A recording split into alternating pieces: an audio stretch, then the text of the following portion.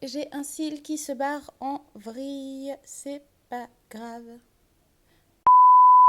Hello les amigos, aujourd'hui on va parler luxe dans cette vidéo. Je vais vous présenter un top 5 de mes achats de grandes marques favoris. Je vais également vous présenter un top 5 de mes achats pas regrettés, mais dont j'aurais pu me passer, parce que de temps en temps, peu importe le prix, il y a des achats dont on pourrait se passer. Je vais vous montrer tout ça. On va commencer de manière positive. En cinquième position de mes achats préférés, j'ai ma coque pour téléphone. Alors c'est une coque que j'ai achetée chez Louis Vuitton et qui était destinée à mon iPhone 4, même pas 4S. En fait, cette coque, elle est très bien parce que moi, j'aime pas utiliser mon téléphone avec une coque. J'aime pas avoir quelque chose qui entoure mon téléphone quand je l'utilise, que ce soit pour envoyer un texto, pour téléphoner, peu importe. J'ai pris cet étui en damier graphite. C'est une toile assez sombre qui est en fait surtout destinée aux hommes. Ce genre d'achat, c'est bien pour les personnes qui ne changent pas de téléphone tous les ans. Moi, c'est mon cas. Mon téléphone, c'est un iPhone 4, comme je l'ai dit. De génération en génération, les smartphones changent de taille, changent de dimension. Donc, ce genre d'achat, c'est bien si on sait qu'on va garder son téléphone très longtemps. En revanche, si on est du genre à changer de téléphone tous les 6 mois ou tous les ans, c'est pas forcément très intéressant. Donc cette coque, elle est très bien parce qu'en fait, elle permet de protéger le téléphone quand il est au fond du sac, avec les clés, avec les courses, peu importe. Et puis d'avoir un étui également qui me permettait de sortir mon téléphone, de l'utiliser sans avoir l'encombrement d'une coque en permanence. En cinquième position de mes pires achats luxe, je vais parler d'un sac qui vient de chez Chanel. C'est le Kaba. Il est en cuir caviar beige. Et alors en fait il est magnifique, hein. Il a des chaînes avec du doré, il a une grande poche à l'arrière, il est très spacieux, on peut vraiment ranger beaucoup de choses dedans. Je suis pas du genre à chouchouter mes sacs, j'avoue que j'ai pas de problème à les poser par terre, je prends le métro avec, mais ce sac-là en particulier, je suis extrêmement parano parce que j'ai vraiment trop peur qu'il salisse, quoi. Il est tellement beau que j'ai vraiment peur de le salir, donc c'est pour vous dire, je l'ai sorti de chez moi, je crois, 3 fois, et à chaque fois que je l'ai sorti de chez moi, j'avais pas mis de stylo dedans, j'avais rien mis qui pouvait occasionner une tache. J'étais habillée avec des vêtements très clairs, quitte à me tacher, je m'en fichais. En fait, le frottement des vêtements contre le cuir du sac pourrait générer un transfert de couleur, donc on ne peut pas le porter avec certains vêtements, notamment des jeans ou des vêtements trop colorés. D'ailleurs là, je le tiens un petit peu éloigné de mon visage pour être certaine de ne pas me cogner et de laisser une trace de fond de teint. Je sais pas pourquoi, mais je suis super méga parano. En fait, quand je suis partie l'acheter, j'avais en tête une autre couleur. Malheureusement, elle n'était pas disponible en magasin. Et ce jour-là, il y avait donc soit ce sac en noir ou alors en beige. Et à l'époque, j'étais dans une phase où je refusais d'acheter des sacs noirs parce que je trouvais que j'en avais beaucoup trop. En fait, il est tellement sujet aux taches que honnêtement, je suis totalement paranoïaque, donc je le sors très rarement. Et puis il y a aussi un autre souci, c'est qu'au fur et à mesure du temps, ce sac, il s'affaisse. Ça, je l'ai découvert bien après l'avoir acheté. Avec le temps, les côtés là, du sac, ils s'affaissent, ils s'élargissent, et donc la forme du sac disparaît petit à petit pour complètement se déformer. Franchement, je suis désolée que le sac fasse partie du classement, mais en toute honnêteté, ouais, j'aurais pu m'en passer parce que depuis que je l'ai acheté, je crois que je l'ai porté 2 ou 3 fois, je crois 2 fois, et je suis vraiment trop paranoïaque, quoi. J'ai vraiment trop peur qu'il lui arrive quelque chose. Donc... En quatrième position de mes achats luxe préférés, je place ce portefeuille qui vient de chez Chanel. Il est également en cuir caviar, comme le sac dont j'ai parlé il y a quelques instants. Et il est très bien. Il y a une poche à l'arrière qui est super pratique quand on veut ranger rapidement un reçu, un ticket de caisse, un peu de monnaie, peu importe. Il s'ouvre en 3 parties et il est vraiment très pratique parce qu'il y a plein de compartiments. On peut y ranger plein de choses sans qu'il soit complètement déformé parce que le cuir est assez rigide et surtout il y a plein de compartiments, donc on peut bien répartir les choses. J'ai ce portefeuille depuis... plusieurs années et honnêtement je l'aime beaucoup. Je l'avais acheté un peu par dépit parce qu'en fait je m'étais rendue en boutique pour acheter un sac à main qui n'était pas disponible, donc ne voulant pas repartir les mains vides, j'avais acheté ce portefeuille et au final c'est un très bon achat. Je l'ai toujours dans mon sac à main. Il m'arrive de temps en temps de ne prendre que ça pour sortir parce qu'il est vraiment bien. On peut y mettre de l'argent, on peut y mettre des cartes, si on s'arrange bien on peut même y mettre des clés, donc il est vraiment très pratique. En quatrième position de mes pires achats, je vais vous parler d'un bracelet qui vient de chez Hermès. Alors c'est un bracelet qui s'appelle Click H. En fait, il y a 2 bracelets. Il y a celui-ci et un autre qui est un peu plus fin. Et alors, il y en a un des deux qui s'appelle Click Clack et l'autre qui s'appelle Click H. Je suis bête, je l'ai au poignet. En fait, il y a deux tailles de bracelet H chez Hermès. Il y a celui-ci et donc il y a celui-ci qui est plus épais. Alors, l'un des deux s'appelle Click Clack et l'autre s'appelle Click H. Mais honnêtement, je ne sais jamais lequel des deux s'appelle comment. Peu importe. Et celui-ci, pourquoi est-ce que je le mets en 4e position de mes pires achats luxe? Parce qu'en fait, je ne l'ai jamais porté. Tout simplement. Il y a encore la petite pellicule plastique pour protéger le H et également à l'arrière, il y a une pellicule plastique. Je ne les ai jamais enlevées. Pourtant, je l'ai acheté il y a plus d'un an déjà, ce bracelet. Je le mets en 4e position parce qu'en fait, j'ai pour le moment pas eu l'occasion de le mettre. Ça viendra peut-être un jour, mais c'est vrai que pour le moment, là, je ressens ni l'envie ni le besoin de le porter. Pourtant, quand je l'ai vu en magasin, j'ai flashé. Mais ouais, pour le moment, il reste dans sa boîte. On arrive sur le podium, ça y est. Je vais vous présenter mon 3e achat préféré de grande marque. Il s'agit de cette paire de chaussures. Est-ce qu'on les voit?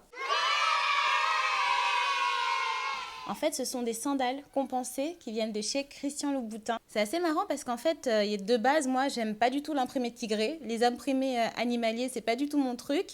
Mais j'ai vraiment flashé sur cette paire de chaussures. J'ai hésité d'ailleurs à les classer en 2e position, voire même en 1re position de mes achats luxe préférés. Mais 3e, c'est pas mal. Elles sont en cuir poulain. Donc c'est un cuir en fait avec un effet poil. Elles sont très confortables pour des chaussures de luxe. Je m'explique. Les chaussures de grands couturiers ont tendance à chausser un peu petit, un peu serré, sachant que moi j'ai le pied de Quasimodo, il n'est pas très long mais il est très large, donc c'est très souvent compliqué quand je veux m'acheter une jolie paire de souliers, de trouver chaussures à mon pied, c'est le cas de le dire. Cette paire de chaussures-là, elle est confortable dans le sens où je peux vraiment marcher plusieurs heures avec sans souci. Elle me fait de très jolies jambes. J'ai pas des jolies jambes de base, mais cette paire de chaussures, elle me fait des super jambes. J'ai que 2 paires de chaussures qui me font de vraiment très jolies jambes. Cette paire de sandales compensées et une paire de talons de chez Zara. Bon après, à la fin de la journée, quand je les enlève, honnêtement, j'avoue quand même que je fais un petit ouf de soulagement parce que je suis contente de revenir sur la terre ferme. Parce que mine de rien, elles sont très hautes. Elles font, je crois, 12 ou 14 cm de talons. Mais vu qu'il y a une plateforme devant, ça va, c'est gérable. 3e place du podium de mes achats luxe préférés, cette paire de sandales compensées de chez Louboutin. On arrive également sur le podium de mes pires achats luxe. En 3e position, je vais vous parler de cet agenda. C'est le mini agenda de chez Louis Vuitton.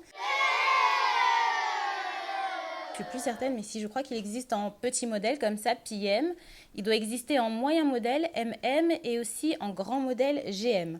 Je crois, mais honnêtement, je ne suis plus très certaine parce que je ne me tiens pas non plus au courant de l'actualité agenda de chez Louis Vuitton. Mais je crois qu'il existe en au moins 3 tailles. Il y a plusieurs raisons pour lesquelles cet agenda, au final, ce n'était pas un bon achat pour moi, en tout cas.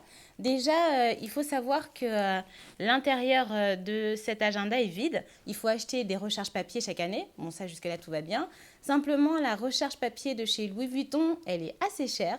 Donc, on se retrouve à acheter la première année la recharge Louis Vuitton pour faire joli, parce que c'est sympa. Mais ensuite, chaque année, racheter des recharges papier Louis Vuitton, c'est un sacré budget. Plutôt que de racheter une recharge Louis Vuitton, j'ai mis de simples feuilles de papier avec ligne pour pouvoir écrire des choses dans l'agenda. Deuxième souci, écrire des choses dans cet agenda, c'est pas évident. Il n'y a pas beaucoup de place en fait pour écrire des choses dans cet agenda. On est vite gêné par les anneaux du milieu et puis il est assez compact donc on n'écrit pas grand chose et les pages se remplissent vite. Troisième souci, il y a normalement une petite place pour mettre un stylo au niveau de là. Mais il n'y a pas de stylo qui passe. En fait, le trou destiné à recevoir un stylo est tellement petit que pour le moment, je n'ai pas trouvé de stylo qui passait, sauf à aller en acheter un chez Louis Vuitton qui coûte pareil une blinde. Voilà pourquoi je mets cet agenda en 3e position de mes pires achats luxe. Alors, en 2e position de mes achats luxe préférés, je vais parler de cette ceinture qui vient de chez Hermès. En fait, cette ceinture, elle est interchangeable parce que la boucle s'enlève et ensuite, il y a 2 côtés, un orange, un bleu. Donc, on peut la porter selon les humeurs, côté orange ou côté bleu. Et ce qui est pas mal, en fait, c'est qu'on peut choisir sa boucle. J'ai pris celle-ci qui s'appelle chaîne d'encre.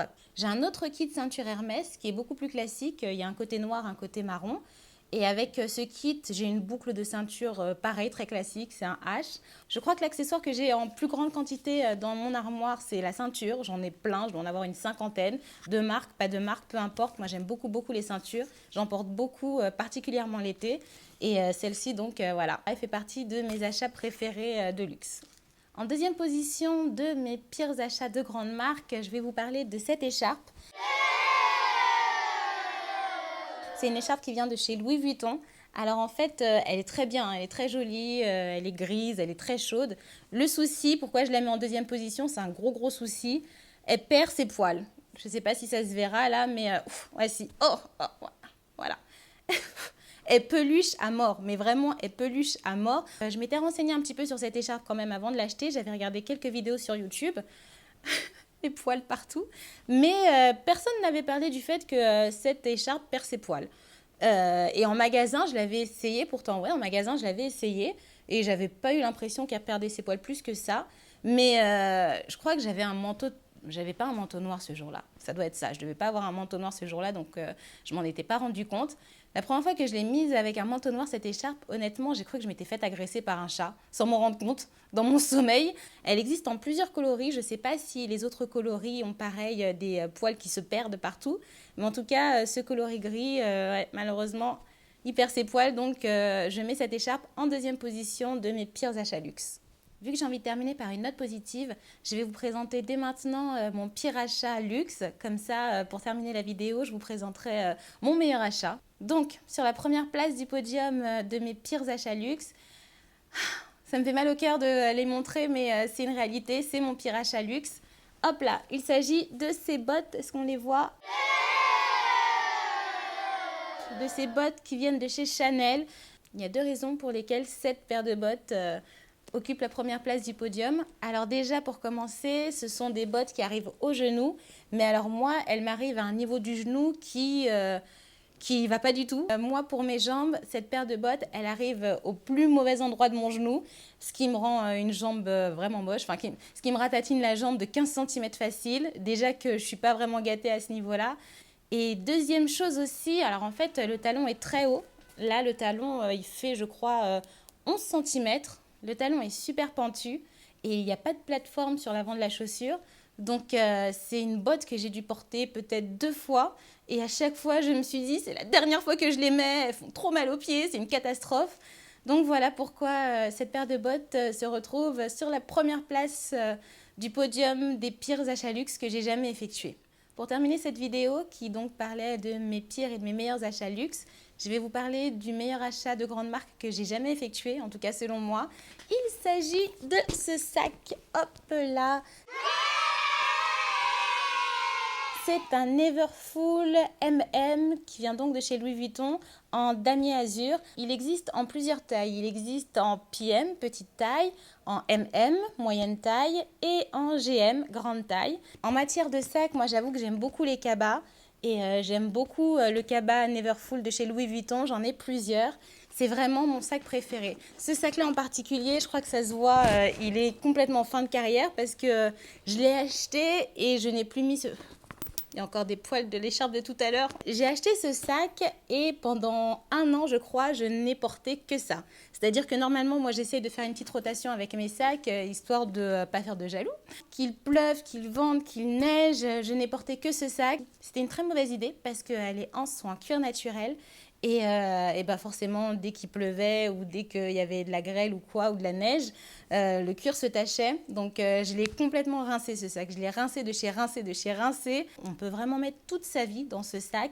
Je crois qu'il est capable de supporter une charge de 200 kg, voire plus. On peut facilement le plier et le ranger dans une valise si on a envie de voyager. Durant la période où je n'ai porté que ce sac-là, j'avais même pas besoin de regarder dans mon sac. C'est-à-dire que je savais exactement où étaient les choses. J'avais pas besoin de l'ouvrir en grand pour regarder, fouiller. C'est vraiment le sac parfait. Moi, j'ai l'ancienne version du sac, c'est-à-dire que c'est juste le sac, alors que maintenant, il y a une petite pochette interne qui est vendue avec le sac. Moi, j'ai l'ancienne version qui me va très bien. Voilà, je vous ai présenté mon top 5 de mes achats luxe préférés et mon top 5 de mes achats luxe regrettés, ou en tout cas dont j'aurais pu me passer. Si par hasard vous n'êtes pas encore abonné à ma chaîne, n'hésitez pas à cliquer sur le petit bouton, comme ça vous serez prévenu dès que je poste une nouvelle vidéo. J'espère que celle-ci vous aura plu et que vous aurez envie d'en voir d'autres. Je vous souhaite une bonne journée ou une bonne soirée, un bon week-end ou une bonne semaine et je vous dis à très vite.